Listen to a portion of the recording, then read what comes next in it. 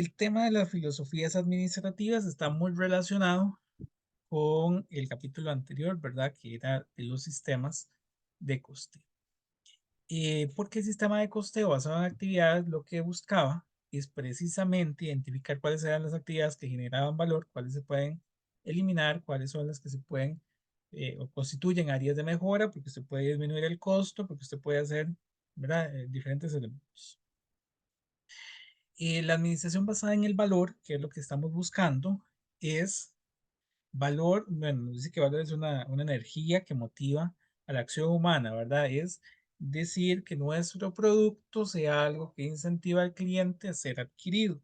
Por eso estamos buscando es que todas las actividades que nosotros ofrecemos o que nosotros realizamos para la generación de aquel producto o la prestación del servicio sean del agrado del cliente y eliminar aquellas que no funcionan. Ofrecer el máximo valor a los clientes, accionistas, integrantes de la empresa y a la comunidad en general. ¿Verdad? Lo que se conoce como cliente interno y cliente externo. No es únicamente al cliente que nos compra, sino que puede ser a otro tipo de clientes, ¿verdad? Por ejemplo, los accionistas, que pues, bueno, sí son externos a la empresa, pero bueno, no tiene la misma connotación que el cliente que nos adquiere, ¿verdad? Cada uno tiene una forma diferente de percibir ese valor. Los beneficios son superiores al costo. Eso es lo que tiene que percibir el cliente que está utilizando o está recibiendo nuestros productos, ya sea bien o servicio, y que satisface sus necesidades. Em, la teoría del valor lo que busca es identificar las funciones básicas de un producto, un poco lo que ya vimos que se tiene que hacer precisamente para poder aplicar el costeo basado en actividades. Tengo que determinar elementos que segregan, bueno, en este caso del producto propiamente, cuáles son sus funciones básicas. Ver cuáles de esas funciones son las que ahora, más bien en un valor y ya no numérico, sino, no sé qué término podríamos utilizar, pero que le generan ese agrado al cliente, ¿verdad? Asegurarse que las actividades que se realizan son al menor costo posible. Tras eso, el coste basado en actividades y eliminar las actividades que son innecesarias. Estas actividades son las que nos permiten generar el producto y que este producto tenga esas funciones que son las que satisfacen al cliente. Aquí tenemos el término o el concepto de lo que es la cadena de valor. Dice que la cadena de valor es el conjunto de actividades creativas que enlazan todo el camino del producto desde la materia prima hasta la última actividad realizada para entregar el producto terminado en manos del consumidor final. Este, entonces, la cadena de valor va a comenzar con el diseño de los productos orientada al cliente. Vean que ahí dice que comienza desde que yo obtengo las materias primas hasta tener el producto final. El proceso abarca, bueno, su diseño para satisfacer la necesidad y el proceso de fabricación que tiene que ser al menor costo posible. Tenemos que ser lo más eficientes, buscando, por ejemplo, que lo decíamos en la presentación anterior, la eliminación de los errores. Y ahora no podemos aceptar que sí pueden existir errores, no, más bien tenemos que buscar el mecanismo para que no existan tales errores, que no se todo esto lo que va a llevar es a generar menos costo y poder ser más eficiente al ofrecer algo al cliente. Generadores de valor van a depender del tipo de cliente. Un cliente que está dispuesto a pagar por nuestro producto, su generador de valor es incrementar lo que el cliente está dispuesto a pagar de más por la satisfacción de sus necesidades. Entonces, el cliente estaría dispuesto a pagar más, por ejemplo, con un buen tiempo de respuesta. Por ejemplo, si yo voy a un banco, ¿qué tan rápido me atienden? Yo estaré satisfecho si el tiempo de respuesta es muy rápido. Aparte del servicio al cliente, que también me trata. En otros casos, pues el diferenciador será otro, ¿verdad? Pero bueno, por ejemplo, aquí está el tiempo de respuesta, servicio al cliente como un elemento que podría generar valor al cliente. Puede ser un aparato tecnológico, por ejemplo, una computadora, un celular que sea muy rápido, que tenga muy buena definición la cámara, ¿verdad? Algún elemento, ¿no? la velocidad del internet, no sé, depende, ¿verdad? Qué es lo que genera valor y que es importante señalar que para un cliente eso puede generar valor, pero para otro cliente tal vez no. Y hoy pueden ser generadores de valor también del negocio, que son generadores que impulsan el valor en beneficio de los accionistas con respecto a su inversión en la empresa, como por ejemplo la rentabilidad del crecimiento. Si el producto genera más rentabilidad o más crecimiento para la empresa, entonces tiene un generador, pues un generador de valor para ese negocio como tal. Pasos para analizar la cadena de valor. Tendríamos que definir la cadena de valor de la empresa, es decir, eh, documentar el proceso propiamente. Vean que la cadena de valores, desde que yo recibo la materia prima hasta que se convierte en el proceso, el producto terminado. Entonces, ¿cómo hago eso? A través de procesos, ¿verdad? ¿Cuáles son los procesos que se realizaron en la empresa para poder llegar a ese producto final? Un poco lo que, reitero, se hacía, o vimos que se hace, en el costeo basado en actividades. Por eso es el costeo recomendado porque precisamente se alinea con otras prácticas que deberíamos hacer como el análisis de la cadena de valor. Si yo logro documentar el proceso de ese producto, entonces voy a identificar o voy a poder realizar este análisis de la cadena de valor porque ya tengo cómo se genera el producto, qué procesos intervienen en este. Tengo que identificar en cada proceso los generadores de costos. Vean que es exactamente lo mismo que hablábamos hace un rato. Identificar los generadores de valor, que este sí es algo parte, ¿verdad? Porque hay dos tipos de generadores que son los que vimos ahora. En cada proceso yo podría, y cada fase del proceso de la cadena de valor, podría identificar cuáles son esos generadores de valor para el cliente externo o para el negocio. Identificar una ventaja competitiva sostenible. Esas ventajas sostenibles las vimos en el tema 1, está en el capítulo 1, ¿verdad? De hecho, ahí nos habla de que puede ser esa ventaja competitiva. Por ejemplo, un elemento diferenciador puede ser un precio más cómodo, puede ser un producto enfocado en un nicho.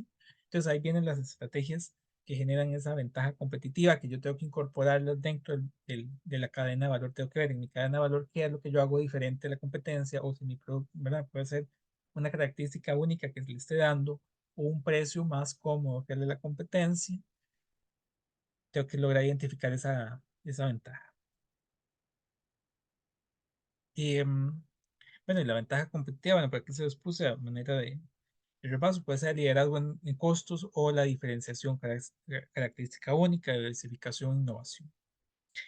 De hecho, si ven la presentación de cátedra y que ahí tengo que incorporar al grupo de cátedra a los compañeros que recién se nos incorporan, en la presentación de cátedra ustedes verán algunos casos de innovaciones.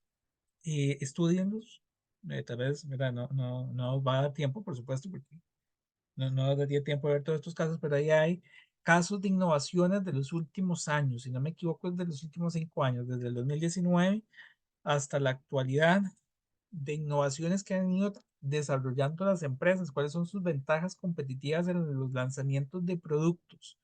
Ojo, en los lanzamientos de productos. Todos los años hay empresas que lanzan el producto completamente rediseñado porque son ciclos, como vimos, más cortitos. Eso lo vimos en la presentación anterior, ¿verdad? Ciclos de producción más cortos. Y ahora no es que yo produzco, por ejemplo, le mencionaba los zapatos, es un único diseño de zapatos, sino que son múltiples diseños de zapatos. Y esos son los zapatos que lancé este año, en la primera mitad del año. Habrán otros modelos que lancen la segunda mitad o en ciclos aún más cortos y que son diferentes a los del próximo año. Y todos tienen que tener la ventaja competitiva, una innovación, una diversificación, una característica única o un precio más cómodo. Y precisamente la parte del ciclo de vida es muy importante porque ahora tenemos ciclos de vida más cortitos. Y lo podemos ver, por ejemplo, si yo voy y compro un celular, ¿cuánto puede durar la tecnología de ese celular antes de que salga uno nuevo? En algunos casos son meses, ¿verdad? Los ciclos de vida de los productos son cada vez más rápidos porque sale la nueva versión, porque sale una nueva característica y entonces este, hay que determinar muy claro en qué ciclo de vida del producto estamos, porque así va a generar un valor diferente.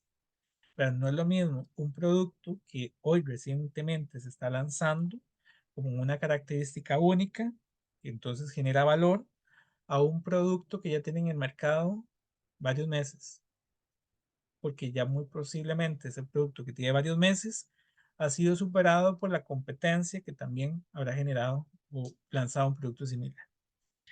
Para analizar la parte del ciclo de vida del producto, que está relacionada con la generación del valor, tengo que determinar el tiempo en que existe un producto. Pueden ser días, pueden ser meses, pueden ser años. Por ejemplo, veamos Coca-Cola.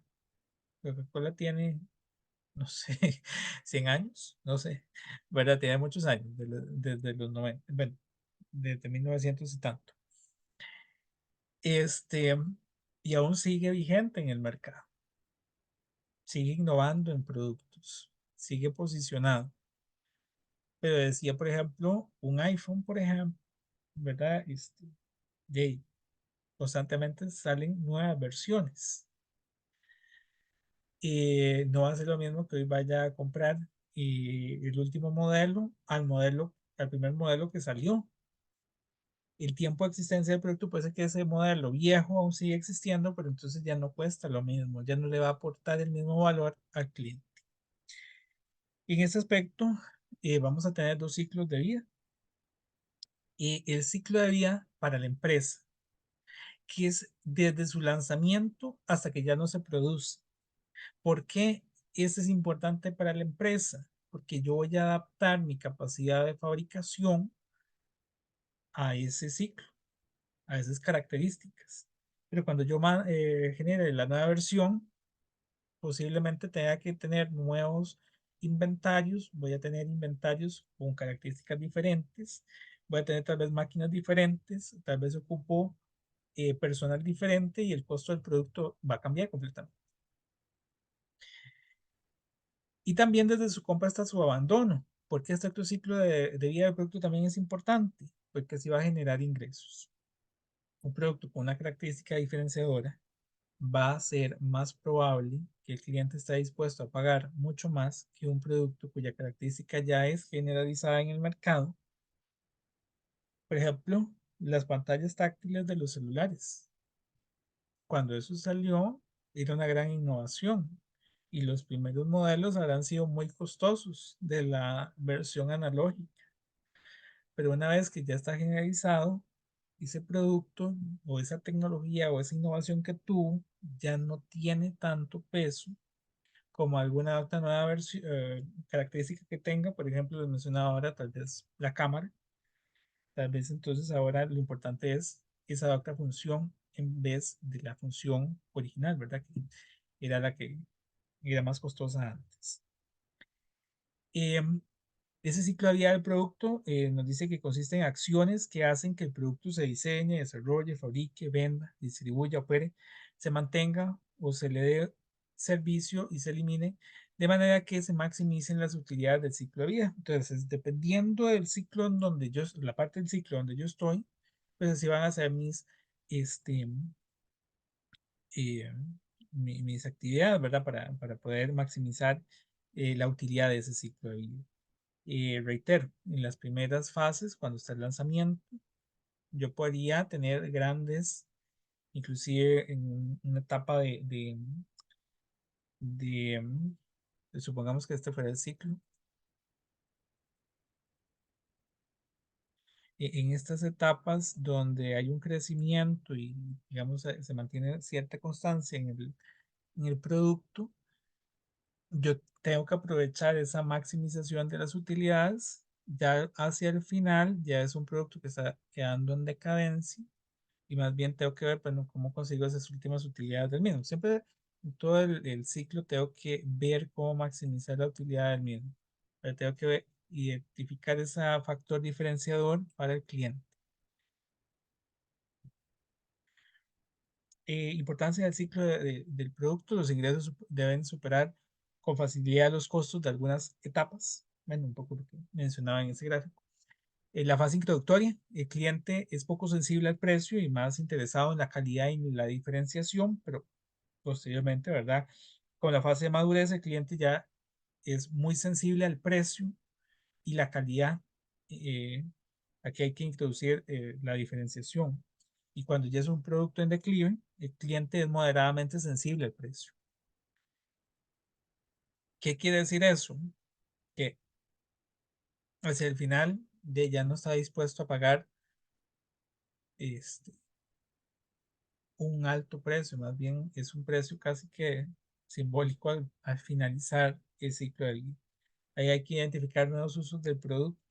Es como si yo hoy esté vendiendo uno de los celulares que existía en los 90 que eran con botoncitos. Habría que ver, pero muy posiblemente alguien ya no estaría dispuesto a pagar mucho cuando en su tiempo tenía un valor bastante alto, ¿verdad? Porque es una tecnología ya muy vieja, básicamente obsoleta, en comparación con lo que estamos utilizando. Yo más bien tengo que ver si existe algún uso para este y por ahí comentar el uso del que. Reitero, los insto a que hagan la lectura de los ejemplos que vienen en la presentación de la cátedra.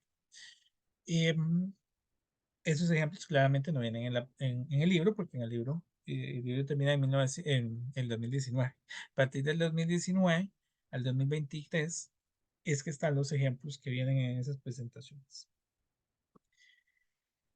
Y aquí, en esta parte del ciclo o de la parte de la cadena de valor, está lo que es la teoría de restricciones, que ustedes ya vieron un poco en el curso de operaciones, porque el punto es que yo tengo que lograr identificar en mi ciclo de producción que si bien es cierto, yo quisiera satisfacer al cliente en todo lo que verá que éste quiera, no puedo hacerlo todo.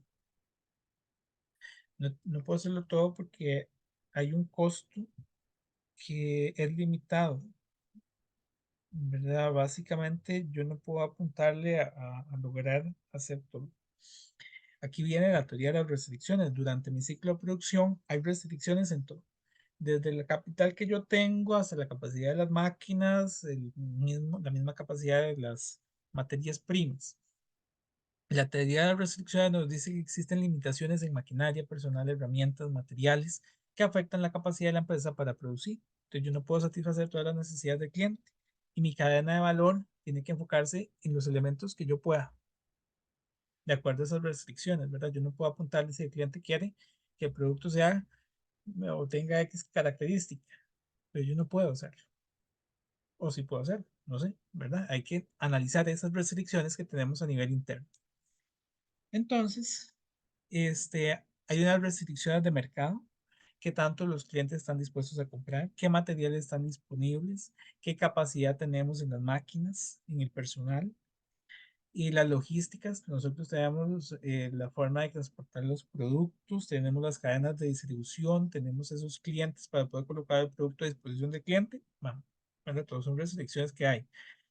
Este, y en nuestro ciclo de producción tendríamos lo que son, eso lo vieron en el curso de operaciones, los recursos que son cuellos de botella y aquellos que no.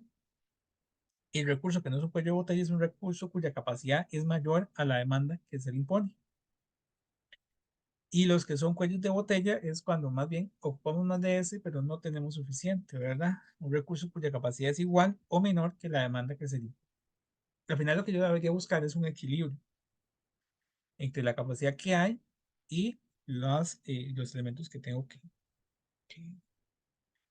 o que ocupo para poder satisfacer los requerimientos del cliente. Veamos aquí un ejemplo, que este viene en varias partes, ¿verdad? Si yo compro inventario, estoy comprando 1.000 unidades de inventario, y en el primer proceso de la empresa, la máquina que se utiliza únicamente puede procesar 800 unidades, ahí tengo un cuello o bueno, tengo una restricción. Tendría un cuello de botella en esa primera máquina, porque yo compro unidades de 1.000 en 1.000, pero la máquina únicamente me permite procesarlas de 800 en 800. Em, yo puedo querer utilizar las 1.000, pero no voy a poder, porque hay una restricción dada por la primera máquina que tengo en mi proceso. Esta únicamente procesa 800. Entonces, no importa que yo compre 5000 unidades, la máquina no va a producir más, va a producir o va a poder procesar únicamente 800 unidades. Si yo sigo con este proceso, tengo una segunda máquina por donde pasan esas 800 unidades y ahora esta solo puede procesar 500, pues de nada habrá servido que la primera máquina procesara 800, porque la segunda solo va a procesar 500. Van a quedar 300 en el proceso. Hay una segunda restricción. Vean que las restricciones pueden ser una o varias restricciones en el proceso. De estos 500, pues bueno, las 500 se procesaron y ya tengo ahí inventario de 500. Pero vean que la restricción también puede ser externa. Hace un rato en la diapositiva anterior habían varias partes donde se puede ubicar esa restricción. Una restricción puede ser el cliente. ¿Qué pasa si el cliente únicamente me puede comprar el 450? Pues de nada habría servido que yo procesara 500 porque 450 es lo que el cliente me puede comprar. Hay 50 que se quedaron. Vean que durante todo el proceso, entonces, hay unidades que por las restricciones no puedo aprovechar. Al principio compré 1000 unidades, tal vez no tenía que haber comprado tantas. Y la primera máquina únicamente podía procesar 800, pues no podría haber comprado las 1000. O sea, ¿para qué, verdad? Bueno, tal vez por un inventario de seguridad, pero este, ¿verdad? No, no vale tanto la pena. Si la primera máquina únicamente puede procesar 800, y, ¿verdad? La segunda, ¿para qué procesé las 800 y la segunda únicamente puede procesar 500? Hay 300 que quedaron ahí almacenadas hasta que pudiéramos sacarlos. Igual con el cliente, ¿verdad? ¿Para qué procesé 500 unidades? Este solo me iba a comprar 450. Siempre que tenemos la teoría de las restricciones, y que bueno, es una realidad para prácticamente todo, ¿verdad? Aquí yo lo puse con máquinas, pero puede ser con personal. El personal únicamente puede lograr X cantidad de actividades.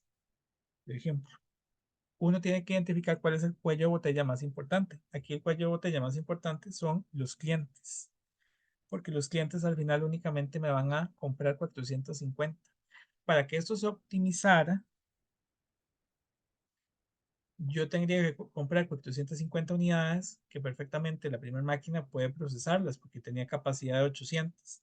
La segunda tiene capacidad de 500 y puede procesarlas. Y yo podría sacar las 450 para llegar al cliente a las 450. Si yo optimizara mis recursos, esta debería ser, o ese debería ser mi ciclo de producción, porque únicamente tengo 450 clientes y entonces, ¿para qué voy a producir más de lo que los clientes pueden comprar? Claro está, bueno, esa es una opción, ¿verdad? Ajustarme al cuello de botella. O bien podría ser que quite el cuello de botella. Yo puedo salir a buscar más clientes. Si el problema es que solamente hay 450 clientes, puedo ir a buscar 1000 clientes. Bueno, no sé, me la perdiste algo.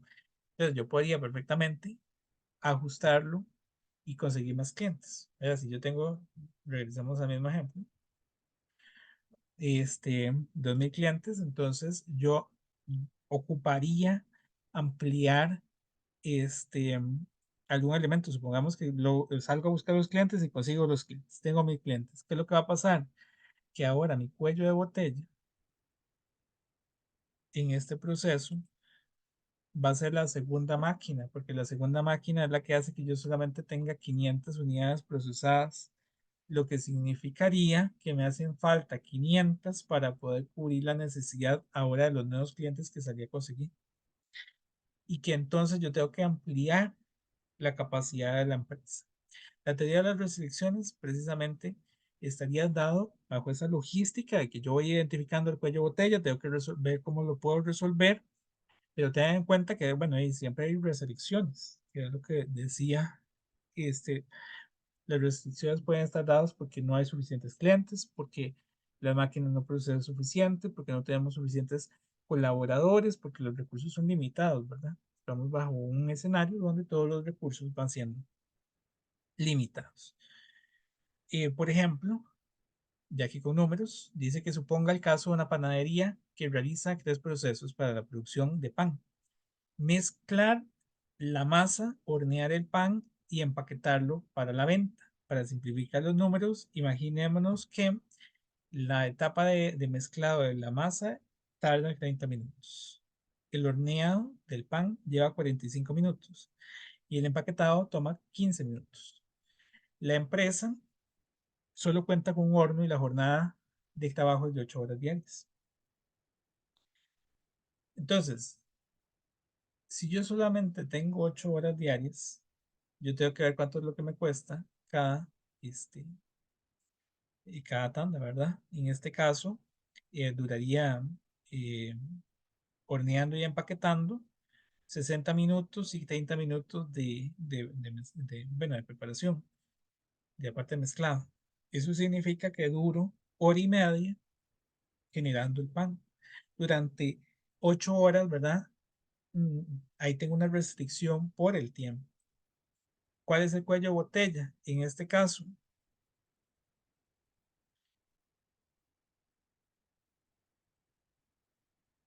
bueno, un segundito. Ahí ya se me salió. Ok. El horno es el cuello de botella o la restricción del sistema, ya que solo puede hornear una cantidad limitada de pan a la vez. No importa cuánto más rápido pueda mezclar la masa o empaquetar el pan, la capacidad está limitada por lo que duró horneando en este caso. Este, al día se dispone de 480 minutos, que son las 8 horas por 60 minutos. La cantidad máxima de pan que se puede generar al día son entonces 10,67 lotes, que son 480 entre 45. ¿Por qué? Por lo siguiente, voy a devolverlo. ¿Por qué el horno es el cuello de botella? Porque yo puedo venir y mezclar la masa, ¿verdad? Hago la primera mezcla y lo pongo al horno.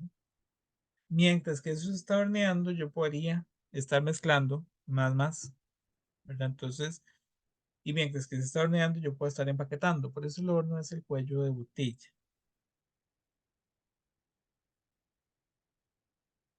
Debe preparar la mezcla en los primeros 60 minutos y realizar 10 tiradas exactas, básicamente, ¿verdad? Porque son procesos que se pueden llevar en paralelo. Sin embargo, ahí viene otro factor que tal vez no vemos acá. ¿Cuántas personas lo realizan? Porque yo estoy suponiendo que lo pueden realizar en paralelo, porque hay más de uno. Si no hubiera más de uno, ahí hay un problema, porque entonces el horno no sería el único cuello de botella. El único cuello de botella es que solo hay una persona. Entonces va a tener que hacerlo secuencialmente. Ahí habría ¿verdad? Una disminución de esa efectividad de hacerlo en paralelo. Bien, no sé si hasta acá tenemos alguna consulta. Son las 9:05. Yo creo que solo me daría tiempo de ver la última parte de la presentación. Entonces, ¿alguna consulta hasta acá? No, profe. No, todo claro, profe. Ok, bueno, perfecto. Muchas gracias. Tal vez voy a hacer un corte aquí de la grabación